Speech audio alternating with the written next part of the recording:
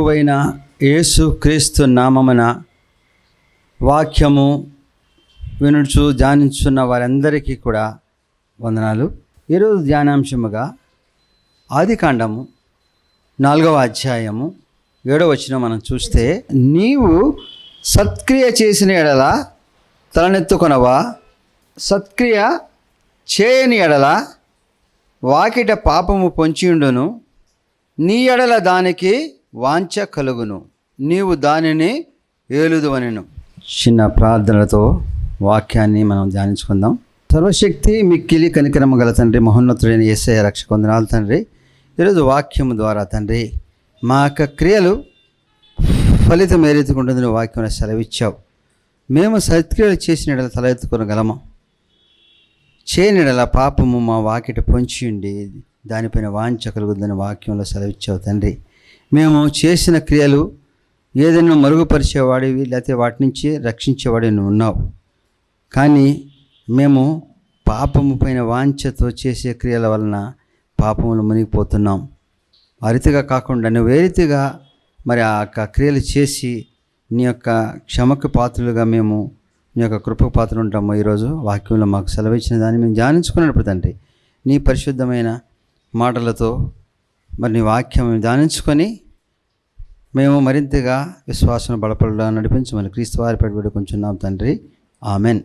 ఇది ఆదికాండం 4వ అధ్యాయము 7వ వచనం. అంటే ఈ సందర్భం ఏంటంటే, కయ్యను హేబేలు దేవునికి మరి అర్పణ చేసుకునే సమయంలో మరి హేబేలు యొక్క అర్పణను దేవుడు లక్ష్యం పెట్టాడని, కయ్యను యొక్క అర్పణను దేవుడు లక్ష్యం పెట్టలే. ఎందుకని? హేబేలు ప్రథమ ఫలములు శ్రేష్టమైన దేవుని సన్నిధికి తీసుకువెళ్ళాడు. అంటే దేవునికి ఇవ్వాలని మనసు కలిగి దేవునికి ఇచ్చేటప్పుడు ఎంతో మరి అన్నిటికైనా ప్రాముఖ్యమైనది ఇవ్వాలనుకుని వెళ్ళాడు. మరి కయ్యని విషయంలో ఎంతో ఇచ్చాడు, దేవుడికి ఇవ్వడం ఏదైనా ఇవ్వచ్చని ఒక తనకున్న దాంట్లో కొంత తీసుకెళ్ళి ఇచ్చినప్పుడు దేవుడు లక్ష్య పెట్టలేదని, లక్ష్య పెట్టకపోతే కయ్యని చాలా చిన్నబుచ్చుకున్నాడు. ఏంటి, మన ప్రథమ ఫలం ఇస్తేనే తీసుకుంటాడా, మేము ఇస్తే తీసుకోడా? మనం కూడా దేవునికి అర్పించుకునేటప్పుడు కానుకలే కానీ, మన హృదయం కానీ, మన యొక్క క్రియలే కానీ, మరి అనేకమైన విషయాల్లో దేవుని పేరట మనం చేస్తున్నప్పుడు ఇంత మాత్రం దేవుడు సరిపెట్టుకుంటాడులే, ఇది చేస్తున్నాం కదా దేవునికి, ఈ కానుక ఇస్తున్నాం కదా, లేకపోతే ఈ క్రియ చేస్తున్నాం కదా, ఇంత మంచి పనులు చేస్తున్నాం, దీంట్లో దేవుడు సరిపెట్టుకోడా, దేవుడు ఏమన్నా లెక్కేస్తాడా, లేకపోతే ఇదని ఇవ్వాలని కొలమానమా? నిజమే, దేవుడు ఏమి నిన్ను ఇంత ఇవ్వమనో, లేకపోతే నువ్వు ఇచ్చిన అర్పణను, నువ్వు ఇచ్చిన సమయాన్ని, నువ్వు చేసే పరిచర్యను, లేకపోతే దేవుని కార్యాలను, దేవుని నీతి ఎందు నిలిచిన విషయాల్లో ఇంత చేయమని దేవుడు ఎప్పుడు నిన్ను నిర్దేశించడు. నువ్వేది చేసినా మనస్ఫూర్తిగా దేవుని లక్ష్యం ఉంచి, అంటే దేవా నీకు ఇస్తున్నానని, ఇవ్వాలని ఒక మన ఎవరికైనా ఇష్టమైన వాళ్ళకి ఏదైనా పెట్టినప్పుడు ఏం చేస్తాం? శ్రేష్టమైన దాన్ని పెడతాం. మనకి ఇష్టమైన వాళ్ళతో మనం ఏదైనా ఇచ్చేటప్పుడు ఏదో ఒకటి ఇవ్వం. అట్లాగే దేవుడు మనకెంతగానో తన కృపలను అన్నింటినీ దయచేస్తున్న దేవుని పట్ల మనకున్న విశ్వాసాన్ని బట్టి ఆయనకి ఇచ్చేటప్పుడు శ్రేష్టమైన దాన్ని కొంచెమైనా ఎక్కువైనను లేకపోతే ప్రముఖ స్థానం ఇచ్చి ఇవ్వాలి. అంతేగాని ఏదో ఒకటి ఇస్తున్నామనే నిర్లక్ష్యంతో ఇస్తే అది దేవుడు లక్ష్య పెట్టాడు. దేవునికి అవసరం లేదు నీ కానుకలే కానీ నువ్వు ఇచ్చే మనసు ఎటువంటిది అనేది దేవుడు చూస్తాడు. అట్లాగే దేవుని క్రియలకు కూడా నువ్వు లక్ష్య పెడుతూ చేస్తున్నావా, ఇది చేస్తున్నా అనుకుంటున్నావా అని చేసినప్పుడు నీ పైన లక్ష్యం ఉంటాడు. మరి కయ్యను చిన్నబుచ్చుకున్నప్పుడు ఏమన్నాడు? నీవు సత్క్రియలు చేస్తే ఈ రీతిగా తల వంచుకోవు కదా, సత్క్రియలు చేయలేనప్పుడు నీ వాకిట పాపం ఉంటుంది, దానిపైన నీకు వాంఛ కలుగుతుంది. అంటే నువ్వు ఏ క్రియలు చేస్తున్నావు, అటువంటి క్రియల వలన నువ్వు మరి ప్రతి విషయంలో కూడా సమస్యలతోనో, మరి ఎంతో విచారంతోనో, లేకపోతే ఎంతో మరి శోధనతో వేదనతోనూ ఉంటున్నావు. మరి నువ్వు మంచి క్రియలు చేస్తే తల ఉంచుకునే పరిస్థితి ఉండదు. నువ్వు సత్క్రియలు చేయలేనప్పుడు పాపము నీ వాకిటి ఉంటుంది, దానిపైన నీకు వాంఛ కలుగుతుంది. అంటే ఎప్పుడైతే నువ్వు సత్క్రియలు చేయలేకుండా ఉన్నావో పాపాన్ని చేస్తున్నావు, పాపపు క్రియలు చేస్తున్నప్పుడు దానిపైన ఇంకా మక్కువ, అంటే అదే నీకు మంచిగా, లేకపోతే ఆ యొక్క పరిస్థితులు ఇంకా నీకు మంచిగా కనబడుతున్నట్లు ఉంటాయి. ఆ సమయము, ఆ సందర్భము, ఆ అవకాశము, లేకపోతే అటువంటి పరిస్థితుల్లో నువ్వు చేస్తున్న క్రియలు పాపమైనను పర్వాలేదులే, దేవుడు ఇంతకుముందు నేను మంచి చేశాను కాబట్టి దీన్ని పట్టించుకోడు, దీన్ని లక్ష్య పెట్టడు, లేకపోతే దీని వల్ల నాకేమీ తక్కువ అవుతుందని కాదు.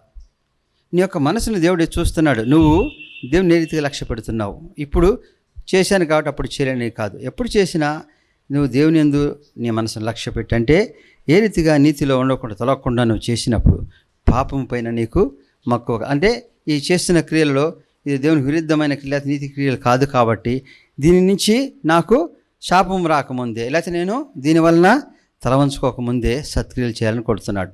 ఆ క్రియలు చేసేటప్పుడు, అర్పణ చేసేటప్పుడు, లేకపోతే దేవుని యందు చేసేటప్పుడు ఏ రీతిగా యోచిస్తున్నాడంటే తనకు తనుగా దేవునికన్నా గొప్పగా, అంటే ఈ క్రియలు నేను చేస్తున్నాను కాబట్టి దేవునితో సమానం, ఈ క్రియలు నేను చేయగలిగాను కాబట్టి నేను చాలా దేవుని యందు నిలిచి ఉన్నాను, లేకపోతే దేవునికి నేను తక్కువ కాననే అతిశయం అహంకారం కలిగిన మనసుతో ఉంటారు. అంటే మేము ఎన్ని చేస్తున్నాం కాబట్టి మేము దేవుళ్ళు ఉన్నవాళ్ళం.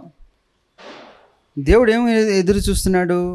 నువ్వేది చేసినా నువ్వు నీ యొక్క అతిశయాన్ని వీడి నువ్వు ఆ సమయాన్ని బట్టి చేస్తున్నావు, కానీ దేవుడు ఇచ్చిన అవకాశాన్ని బట్టి చేస్తున్నావు, కానీ నీ గొప్పతనాన్ని బట్టి కాదు. కానీ నువ్వు చేస్తున్న సత్క్రియలో ఇంకొకటో అది మరి చేస్తున్నప్పుడు నువ్వు దేవుని స్థానంలో నీవే ఉన్నట్లుగా అతిశయించుకునే సందర్భాలు ఉంటాయి. ఆ రీతిగా నువ్వు నీ సత్క్రియలు చేస్తూ, లేకపోతే ఇతర క్రియలు చేస్తూ నేనే చేయగలను, లేకపోతే నేను చేస్తున్నది దేవుని కొరకు, లేకపోతే అనేక క్రియలు చేశాను కాబట్టి ఇది దేవుడు లక్ష్య పెట్టడనుకును చేస్తున్న దానివల్ల వచ్చేదండి పాపం. కానీ దేవుడు మనకి ఏమి ఇవ్వాలనుకుంటున్నాడు? మోక్షం ఇవ్వాలనుకుంటున్నాడు. నీకు దేవుడు మోక్షం ఇవ్వాలనుకుని, లేకపోతే నీకు పాపం నుంచి విముక్తి రక్షణ చేయాలని అనుకుంటే నీవు చేస్తున్న క్రియలు బట్టి అవి మంచి అయినను చెడ్డ అయినను, లేకపోతే వాటిని చేయగలిగిన స్థితిని బట్టి నువ్వు దేవుని స్థానమును ఎంచుకొని ఉన్నావు. అంటే నేనే చేయగలుగుతున్నాను, నేనే దేవుని యందు ఉన్నాను, లేకపోతే నేను ఈ క్రియ చేస్తే ఏమీ కాదనే అతిశయంతో నువ్వు చేసినప్పుడు నీకు వచ్చేది పాపమే. నీ వాకిట పాపం ఉంటుందని చెప్తుంది. అయితే దేవుడు నీకు ఏమి రక్షణ ఇవ్వాలనుకుని అనుకుంటప్పుడు ఆయన చేసే పనులు, ఆయన చేసే క్రియలు, లేకపోతే ఆయన ఈ లోకంలోకి వచ్చిన విధానం చూస్తే నీ గురించి ఆయన నిన్ను మన స్థానంలోకి ఆయన వచ్చి నీకు రక్షణ కలగజేస్తున్నాడు. అంటే ఆయన నరావతారిగా ఈ లోకంలోకి వచ్చి నీ స్థానంలో ఆయన ఉండి నీ పాపం నిమిత్తం ఆయన పరిహారార్థ బలిగా ఆయన మరి రక్తాన్ని మరి ప్రాణదానాన్ని ఇచ్చి నిన్ను కాపాడుకుంటకు ఆయనే నీ స్థానంలోకి వచ్చాడు.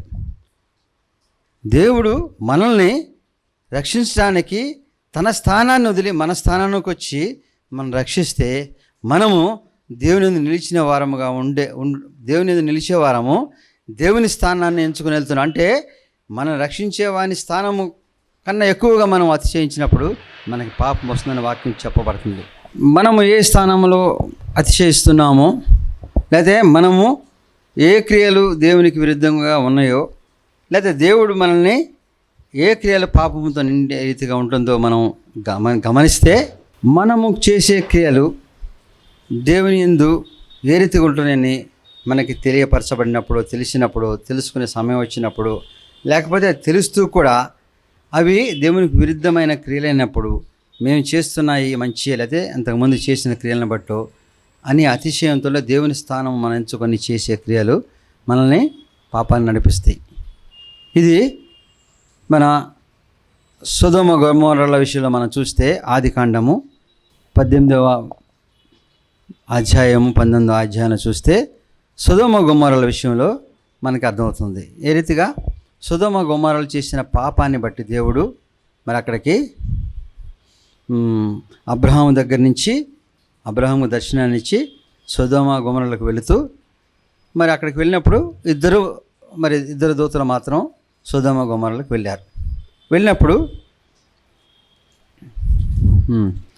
వారిని దూరంగానే చూసి లోతు ఇంటికి ఆహ్వానించి వారికి అతిథి సత్కారాలు చేస్తున్నప్పుడు సొదొమ గొమొర్రాలు ఎటువంటి స్థితిలో ఉన్నాయి, ఆ ప్రజలు ఎటువంటి స్థితిలో ఉన్నారు, ఎంతో దుర్మార్గముతో కూడి ఎంతో మరి మనుషులను కూడా హింసించే ఒక భయంకరమైన మరి ఆ వ్యక్తులుగా ఉన్నప్పుడు దేవునికి ఏమి వినబడింది అక్కడ? ఆదికాండము 18వ అధ్యాయము 20వ వచనం మనం చూస్తే యెహోవా సొదొమ గొమొర్రాలను గూర్చిన మొర గొప్పది కనుకను వాటి పాపము బహుభారమైనది కనుకను నేను దిగిపోయి నా యొద్దకు వచ్చిన ఆ మొర చొప్పుననే వారు సంపూర్ణముగా చేసిరో లేదో చూసేదను, చేయనిడలా నేను తెలుసుకుందును అనను. ఇది అక్కడ అబ్రహామును చూసిన తర్వాత దేవుడు చెప్తున్నాడు, సొదొమ గొమొర్రా యొక్క మరి మొర నేను విన్నానంటే ఆ ప్రదేశంలో వాళ్ళు ఎంత భయంకరంగా చేస్తున్న క్రియలన్నీ దేవుని సన్నిధికి చేరినాయి. దాన్ని బట్టి దేవుని ఉగ్రత వాటిపైన కురిపించబోతున్నాడు. వాళ్ళు చేస్తున్న దుర్మార్గం ఎంత భయంకరమైనదంటే మరి అక్కడి నుంచి వెళ్ళిన ఇద్దరు దూతలు ఆ లోతుని కూడి ఆ లోతుతో కలిసి ఆ ఇంట్లోకి వెళ్ళి ఉన్నప్పుడు మరి సాయంత్రం వేళ అందరూ కూడా బాలులతో సహా అందరూ వచ్చి ఆ ఇంటి చుట్టూ చేరి నీ గురించి వచ్చిన అతిథులు వేరి వారిని మాకు తీసుకురమ్మని, అంటే వారిని మరి ఏ రీతిగా హింసిస్తారో ఏ రీతిగా చేస్తారో అవన్నీ చెప్పబడలేదు. కానీ వారిని ఎంతగానో మరి శోధించాలనుకుని వీళ్ళందరూ వచ్చి మరి లోతుని అడుగుతున్నారు. లోతు కానాను ప్రయాణంలో మార్గమధ్యంలో చిరొక ప్రదేశంలో ఉండటం మంచిదనుకున్నప్పుడు ఎంచుకున్న ఈ ప్రదేశం ఎంతో సస్యశ్యామలంగా మంచిగా ఉన్న ప్రదేశాన్ని ఎంచుకుని లోతు వెళ్ళాడు. కానీ అవన్నీ కూడా అనుభవిస్తూ వారు చాలా దుర్మార్గంలో పడిపోయారు. అది దేవుని సన్నిధికి చేరింది. ఎంతగా వారు దుర్మార్గంలో పడిపోయారంటే, వచ్చిన వాళ్ళని మాకు పంపించేయమని, వాళ్ళని మేము ఏమైనా చేసుకుంటాం, నువ్వు మాకు ఇచ్చేయి అని అంత ఆయన పైన దొమ్మికి వచ్చారు. అయితే లోతు చెప్తున్నాడు, వచ్చిన అతిథులను అతిథిగా చేయడం మంచిది కాదు. ఇంతవరకు పురుషులు నాకు 2 కుమార్తెలు ఉన్నారు, కావలిస్తే వారిని పంపిస్తాను అంటే, వచ్చిన వారు దేవుని మరి దూతలను దేవుని యొక్క మరి క్రియతో వచ్చిన వాళ్ళని మరి లోతుకి అర్థమైంది. దేవుని ఉన్న విశ్వాసాన్ని బట్టి గ్రహించగలిగాడు. కాబట్టి వాళ్ళని ఇంట్లో తీసుకెళ్ళాడు, ఇంట్లో పెట్టాడు. మరి ఇంట్లో ఉన్న వాళ్ళని వాళ్ళ అరీతిగా తీసుకురమ్మని అన్నప్పుడు చెప్తున్నాడు, వారి బదులు నా కుమార్తెలను ఇస్తానని. మరి అంతగా విశ్వసించిన మరి లోతును దేవుడు కాపాడాలనుకున్నాడు. ఆ యొక్క మొత్తము సొదొమ గొమొర్రాని నాశనం చేయాలనుకున్న మరి లోతును కాపాడాలనుకున్నాడు. కాబట్టి ఆ ఇంటికి వచ్చారు. ఆ ఇంటికి వచ్చినప్పుడు అక్కడ పరిస్థితులు తెలియజేయబడుతుంది ఎంత దుర్మార్గం ఉన్నారో. కాబట్టి వారు పురుషులైనా సరే వాళ్ళిద్దరిని బయటికి తీసుకురా, మేము వాళ్ళని ఏమైనా చేసుకుంటాం, లేకపోతే వారితో నీకు సంబంధం లేదు అన్నప్పుడు లోతు తన కుమార్తెను కూడా మరి ఇవ్వడానికి సిద్ధపడినా వారు దొమ్మికి వస్తున్నప్పుడు ఆ 2 మనుషులు కూడా వారు తలుపులు కనబడకుండా తీసుకుని లోతుని వెంట పెట్టుకుని మరి అక్కడ బయటికి వెళ్ళిపోవటం, తర్వాత మరి అగ్ని చేత గంధకం చేత సొదొమ గొమొర్రా కాల్చివేయడం జరిగింది. కాబట్టి అక్కడ దేవుడు మరి తన యొక్క ఉగ్రతను చూపించే సమయంలో, లేదా ఆ యొక్క పాపాన్ని మరి ఎంతగానో భరించలేని స్థితిలో, అంటే వాళ్ళు చేస్తున్న క్రియలు అన్నీ అందినప్పుడు దాన్ని నాశనం చేయాలనుకున్న, దానిపైన ఉగ్రత చూపించాలనుకున్నప్పుడు వారికి ఒక అవకాశం ఇచ్చాడు. అయితే ఒకసారి తెలియజేయబడింది ఏమని, దేవుని యొక్క మనుషులు అక్కడికి వెళ్ళారు. దేవుని యొక్క మనుషులు వెళ్ళినప్పుడు లోతు వాళ్ళని ఎంతోగానో ఆదరించాడు. వారి బదులు ఏమని ఇవ్వడం సిద్ధపడ్డాడు. అంటే దేవుని యొక్క మరి ఆ యొక్క క్రియలు తెలుసుకున్నాడు. కాబట్టి మరి ఆ విషయంలో సిద్ధపడి దేవుని యొక్క ఉగ్రత నుంచి రక్షణ పొందగలిగాడు. కానీ అంతగా అప్పటి వరకు చేస్తున్న క్రియలను బట్టి వారు ఎంతగానో మరి దేవుని విసిగిపోయి దేవుని యొక్క ఉగ్రతను పొందే సమయంలో కూడా మూర్ఖంగా మరి వారిని పంపిస్తేనే మేము అని దొమ్మితో పట్టుకోవాలనుకునే ప్రయత్నం చేసినప్పుడు దేవుడు ఉగ్రత మొత్తం కురిపించబడింది.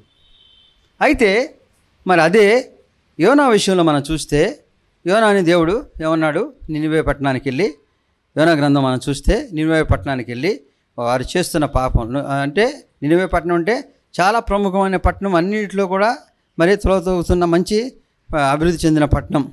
కానీ అన్ని ఫలాలు అనుభవించినప్పుడే మనిషి చాలా దుర్మార్గంలోకి వెళతాడు. వారన్నీ కూడా పొంది మరి దేవునికి వ్యతిరేకమైన క్రియలు, దుర్మార్గపు క్రియలతో నిండిపోయి ఉంది, పాపంతో నిండిపోయింది. వారు చేస్తున్న క్రియలు దేవుని సన్నిధికి వెళ్తున్నాయి. అటువంటి క్రియలను బట్టి వాళ్ళని ఆ పట్టణాన్ని నాశనం చేస్తానని వెళ్ళి యోనాకు చెప్పమన్నప్పుడు యోనా తర్షీసు పోయే ఓడలు ఎక్కేసి మరి అక్కడ తర్వాత ఆ మత్స్యం కడుపులో పడి అక్కడి నుంచి మళ్ళీ అక్కడికి వెళ్ళి దేవుని వాక్కు చేత వెళ్ళి వాళ్ళకి చెప్తాడు. మీ యొక్క దేవుని యొక్క ఉగ్రత రాబోతుందని ప్రకటన చేసినప్పుడు వాళ్ళందరూ వినేం చేస్తారు, అందరూ కూడా మరి ఉపవాసం ఉండి మరి ఆహారం పానీయాలు ఏమి తీసుకోకుండా దేవుని సన్నిధిలో మొరపెడతారు. అంటే దేవుని వాక్కు ఉగ్రత, లేతే వారు చేస్తున్న క్రియలు అప్పటి వరకు మంచి అనుకున్న చెడు అనుకుని ఉన్నా దేవుని ఉగ్రత వస్తుందని అనుకున్న దేవుని వాక్యం తెలిసినప్పుడు వారు వెంటనే మారు మనసు పొంది, లేతే దేవుని యొక్క కృపను పొందడానికి మరి సమస్తమును కూడి ఆయన్ను ఆరాధించారు. ఉపవాస ప్రార్థనలో మరి అనేక రీతిగా దేవుని యొక్క సన్నిధిలో వారు చేస్తున్న ప్రార్థనలు విన్నప్పుడు వారిపైన ఉగ్రహం చూపించిన దేవుడు విముఖతను చూపించాడు, మనసు మార్చుకున్నాడు. మరి యోనా అడుగుతున్నాడు, దేవా నువ్వు ఈ రీతిగా చేస్తావని చెప్పే నేను తర్షీషు వెళ్తుంటే మళ్ళీ తీసుకొచ్చావు, నువ్వు వాళ్ళందరినీ మరి నాశనం చేస్తాను నన్ను పొమ్మన్నావు, చాలా దుర్మార్గులు, వాళ్ళు నన్ను ఏం చేస్తానని భయపడ్డాను, అటువంటి వాళ్ళ దగ్గర నన్ను పంపించి చెప్పి ఇప్పుడు నువ్వు వాళ్ళని కాపాడుతున్నావా? అయితే కాపాడకూడదు. ఎందుకని చాలా దుర్మార్గులు. నేను అలాగే భయపడ్డాను, నన్ను పంపించావు, నా మాట ఇప్పుడు తీసివేశావు అని చాలా న్యూనత పొందుతూ దేవుని సన్నిధిలో మొదలుపెట్టి దేవుడు చెప్తాడు, యోనా నీవు నినివే పట్టణం వెళ్ళమంటే తర్షీషు వెళ్ళావు, మత్స్యము కడుపులో పడి కూడా నిన్ను రక్షించి తీసుకొచ్చాను. మరి నీవు మత్స్యము కడుపులో ఏమి ప్రార్థన చేశావు? సమస్తమైన వాటిలో నీ కృపను పొందేవాడిని చేసినప్పుడు నీ ప్రార్థన వినలేదా? మరి నా యందు విశ్వసించి మారు మనసు కలిగి వారి చేస్తున్న ఒప్పుకొని అడిగిన వారికి నీ రక్షణ దయచేయొద్దా? ఇంతగా ఉగ్రతతో వారిని నాశనం చేయాలని అనుకున్నప్పుడు వారు మారు మనసు పొంది లేకపోతే వారి యొక్క క్రియలను తెలుసుకొని వారు ఎప్పుడైతే నన్ను ఆరాధించారో లేకపోతే వారి యొక్క విన్నపాన్ని నేను విన్నాను, వారి యొక్క మనసును మార్చుకున్న విధానం నాకు తెలుసు. ఎవరైతే మరి వెలిగి నలిగిన హృదయం ఉంటో వారిని రక్షిస్తాను, ఎవరైతే మారు మనసు కలిగి నన్ను అడుగుతావో వారిని రక్షిస్తాను. వారి పాపాలను తెలుసుకొని నన్ను అడిగినప్పుడు నేను రక్షించేవాడిని కదా. మరి అటువంటి సమయంలో వారిని ఏ రీతిగా శిక్షించాలి?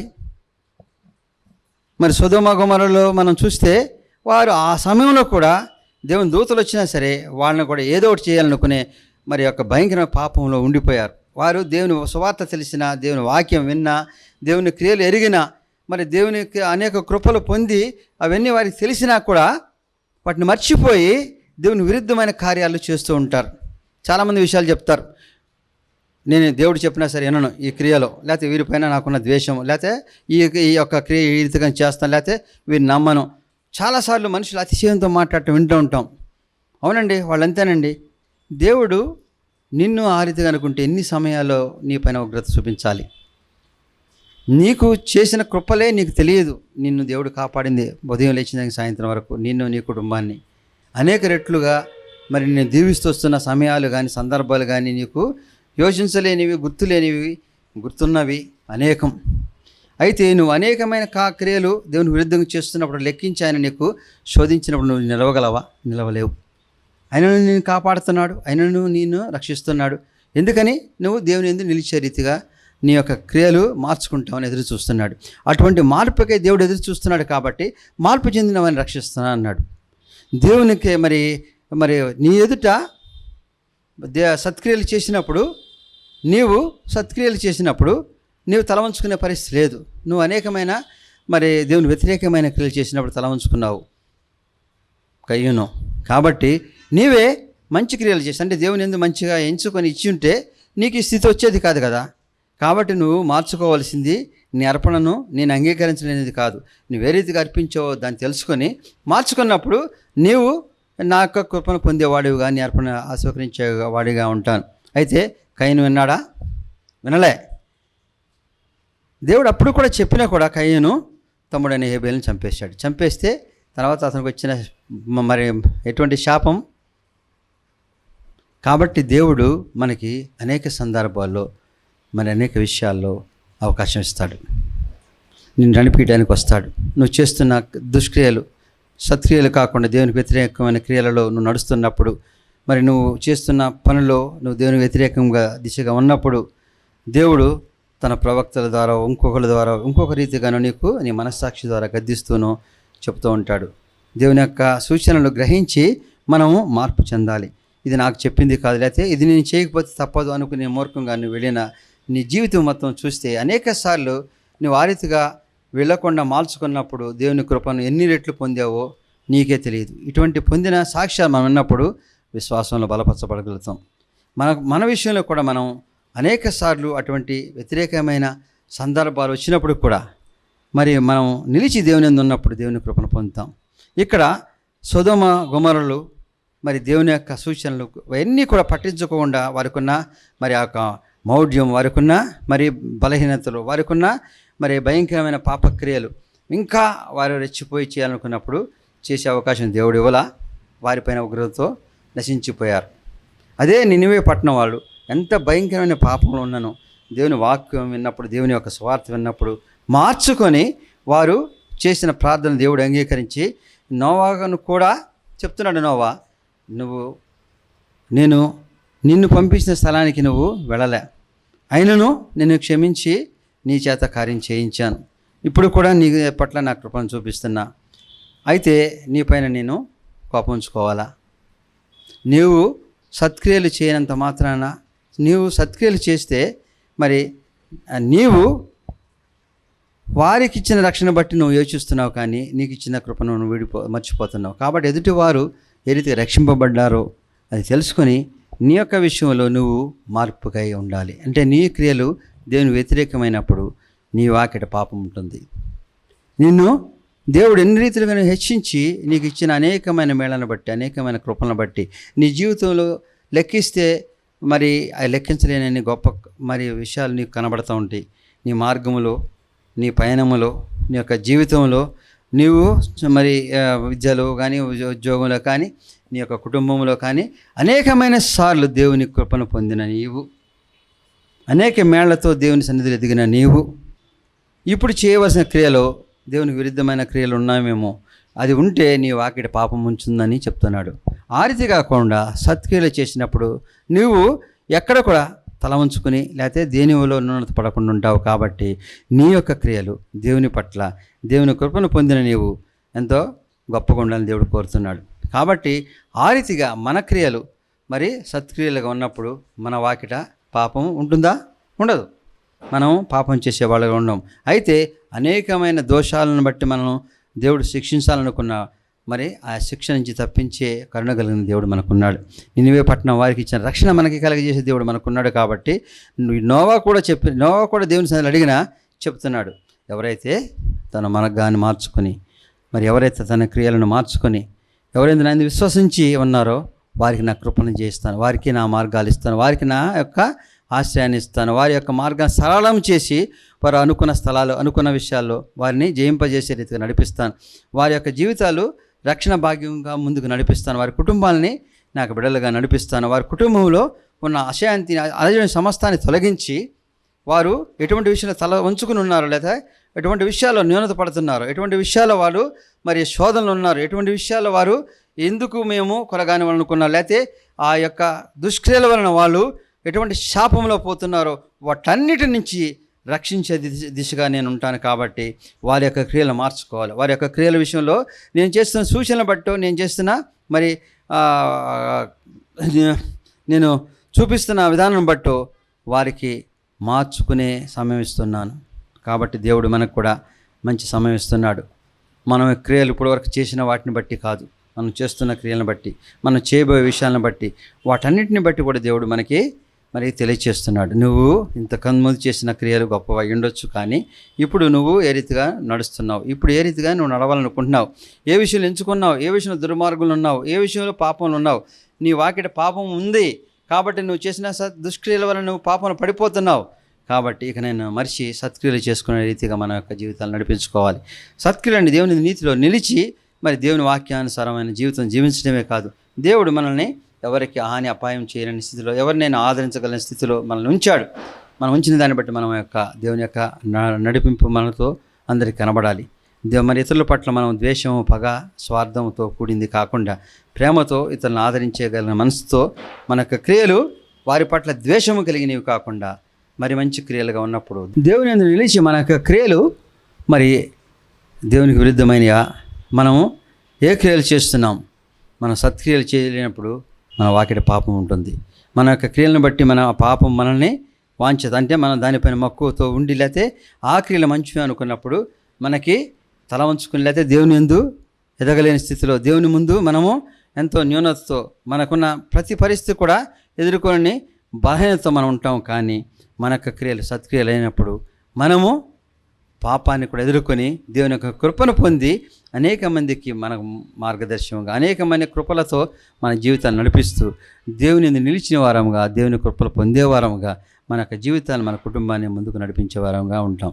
కాబట్టి మన యొక్క క్రియలు దేవునికి విరుద్ధమైనయా, పాపము తెచ్చేవా, దేవుడిస్తున్న సూచనలు బట్టి ఇప్పటికైనా మనం మరల్చుకొని దేవుని నిలిచినప్పుడు దేవుని యొక్క కృప మన వెంట ఉంటుంది. దేవుని బిడ్డలుగా మనం ఎదుగుతూ మన యొక్క జీవితాన్ని నడిపిస్తాడు. చిన్న ప్రార్థన. సర్వశక్తి మిక్కిలి కనికరముగల తండ్రి, మహోన్నతుని యేసు రక్షక వందనాలు తండ్రి. నీ వాక్యం ద్వారా నువ్వు అనేక విషయాలు మాకు ఇచ్చిన వాటి నీ ధ్యానించుకున్నప్పుడు తండ్రి, నీ ఉగ్రతను కూడా నీ విముఖత చూపించి నీవే పట్టణం పైన నీ కృపను దయచేసావు. వారు మారిన మనసు బట్టి, మారిన పరిస్థితిని బట్టి వారి రక్షణ కలగజేసిన దేవుడివి. మరి సొదొమ గొమొర్రా విషయంలో తండ్రి వారు ఎంతగానో కఠినముగాను వారి నీ సూచనలు కూడా మర్చిపోయి నీ వాక్యం తెలిసి లేకపోతే నీ యొక్క క్రియలు తెలిసి కూడా మరి తెలుస్తూ కూడా పాపం చేసేవారి పట్ల నీ యొక్క కృప ఉండదని చూపిస్తున్నావు. కాబట్టి నీ వాక్యం ద్వారా మాకు అనేక విషయాలు బోధించినప్పుడు వాటిని బట్టి మేము మరల్చుకొని నీ కృపను పొందేవారిలాగా నడిపించము. ఇంకా నువ్వు పాషాణ హృదయంతో కఠిన హృదయంతో దుర్మార్గంలో మేము ఆ క్రియలు చేస్తూ సొదొమ వారి ఉన్నప్పుడు మరి ఆ గంధకంతో ఏ రీతిగా దాన్ని మరి నాశనం చేశావో, ఏ రీతి ధ్వంసం అయిపోయింది తెలుసు తండ్రి. కాబట్టి అటువంటి ఉగ్రత మా మీద రాకముందే నీ యొక్క కృపను పొందే నినివే పట్టణం వారిగా మమ్మల్ని నడిపించము. మరి కయ్యను కూడా ఎంతగానో నీ సన్నిధిలో చిన్నబుచ్చుకున్నాను, నీ వాక్యం వినినప్పుడు కూడా మరల్చుకోకుండా పాపములు పడిపోయినప్పుడు ఎంతో దుర్మార్గ స్థితిలో వెళ్ళిపోయాడు తండ్రి. కాబట్టి నీ వాక్యం వినుచున్న మాకు మమ్మల్ని నడిపించే మార్గముగా మా జీవితాలను ముందుకు తీసుకెళ్ళమని క్రీస్తు వారి పేట వేడుకుంటున్నాం తండ్రి. ఆమెన్.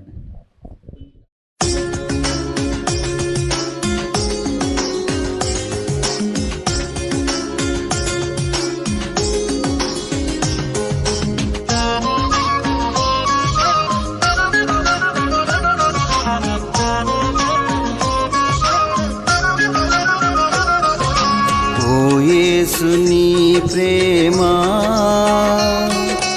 ఎంతో మహనీయము, ఆకాశతార పర్వత సముద్ర ములకన్న గొప్పది. ఆకాశతార పర్వత సముద్ర ములకన్న గొప్పది. ఓ యేసుని ప్రేమ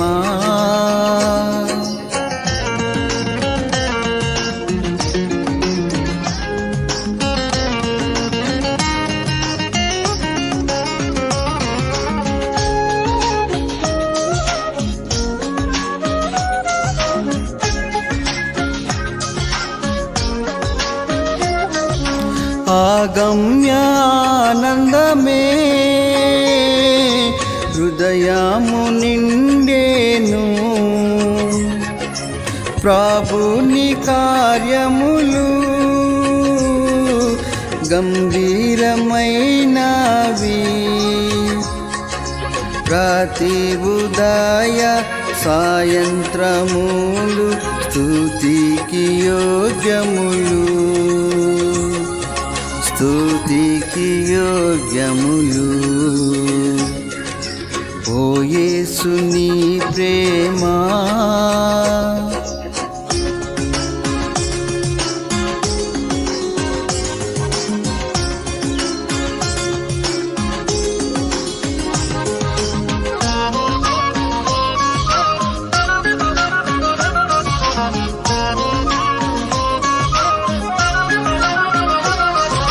సంకట సమయములో